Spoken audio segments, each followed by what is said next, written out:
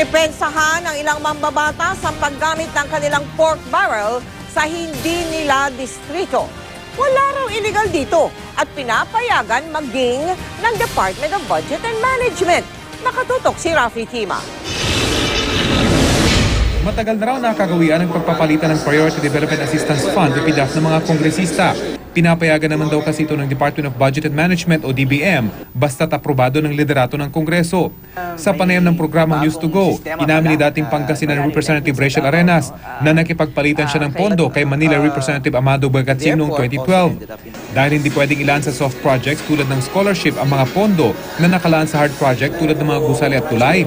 Nakikipagpalitan ng pondo ang mga kongresista. If I can speak for my case alone, I usually really convert my soft into infrastructure so that para sa akin kasi yun ang kailangan ko. Ayon kay Manila Representative Amado Bagatsing, hindi na raw bago ang ganitong kalakaran sa mga kongresista. Legal daw ito at mismong DBM ang nagsasabing ganito ang gawin para hindi lumabag sa patakaran laban sa pag-convert ng soft project patungo sa hard projects o hard patungo sa soft na mga proyekto.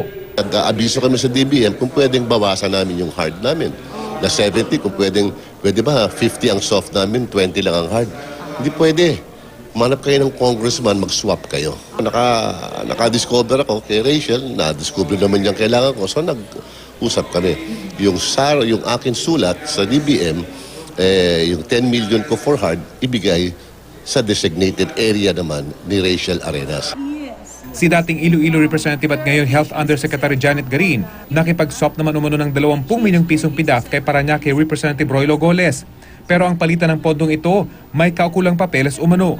I was actually the one who offered nung medyo tapos na nga yung mga samaan ng loob. Sabi ko, boss, baka gusto mo, alam ko ang dami mong pinaprioritize. Pag nag-swap kayo, nagsusulatan yan na, may agreement.